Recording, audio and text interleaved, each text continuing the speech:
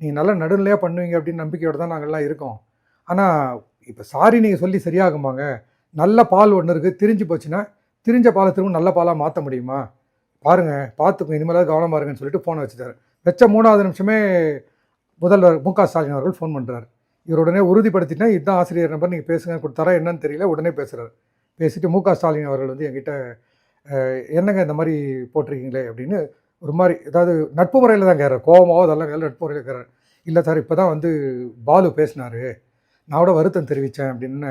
பாலு வந்து என்ன சொன்னார் அப்படின்னாரு, இந்த மாதிரி இது பால் திரிஞ்சிட்டா திரிஞ்ச பாலை வந்து சரி பண்ண முடியாது, அதில் ஒரு முறை கூட கெட்ட பேர் வாங்காமல் இருக்கிறது தான் ஒரு நல்ல பேப்பருக்கு அழகுன்னுலாம் சொன்னார் சார். அவர் பாலு இல்லை, அதான் பால் தெரிஞ்சிருச்சுன்னு சொல்கிறாரு அப்படின்னு கலைஞர் பாணிலே சிரிச்சிட்டு ஜாலியாக சொல்லிட்டு தன்னுடைய வருத்தத்தை தெரிவித்தார். நாங்களாம் வந்து கலைஞர் பற்றிய நல்ல நினைவுகள் இன்றைக்கி இருக்குங்க, இன்றைக்கின்னு பார்த்து இப்படி போட்டிங்களே அப்படின்றது தான் என்னுடைய வருத்தம் அப்படின்னு சொல்லிட்டு ஃபோனை வச்சுட்டார். இதை நான் எதுக்கு நான் சொல்கிறேன்னா, ஆர்எஸ்எஸ்